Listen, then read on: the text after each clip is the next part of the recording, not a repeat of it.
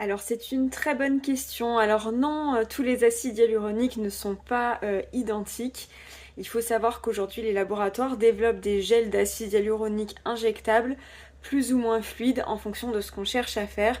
Donc évidemment qu'on va pas injecter le même type d'acide hyaluronique par exemple dans les lèvres que dans des pommettes parce que le but recherché va être différent.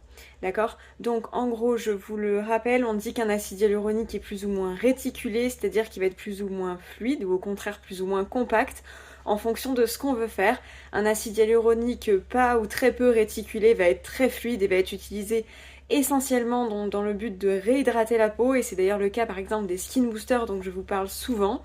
Et ensuite, à l'inverse, un acide hyaluronique très réticulé va être beaucoup plus compact parce que lui, son rôle, ça va être de restaurer un volume, de recréer un volume perdu.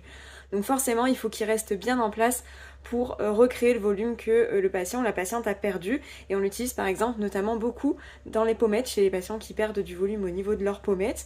Ou par exemple, un autre exemple, au niveau du menton pour restaurer un équilibre dans la vue de profil chez les patients qui ont un menton un petit peu rentrant. Donc rien à voir entre les différents types d'acide hyaluronique et ça c'est à nous de choisir le produit qu'on va vous injecter en fonction du diagnostic qu'on vous aura fait lors de la consultation initiale.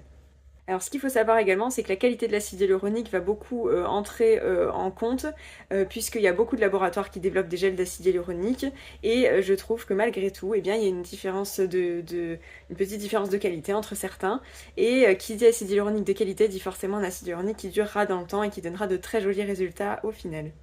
Et je profite du coup de cette petite vidéo pour vous rappeler que il est primordial et nécessaire que vous preniez rendez-vous chez une personne qui est médecin et formée pour le faire pour vos injections d'acide hyaluronique. Les personnes qui ne sont pas médecins n'ont pas le droit de réaliser des injections d'acide hyaluronique en France et j'ai envie de vous dire, même pour vous, c'est très important, à la fois pour assurer la sécurité du geste et aussi pour tout ce qui est traçabilité des produits puisque donc nous achetons nos acides hyaluroniques auprès des laboratoires avec une traçabilité, un numéro de lot, etc.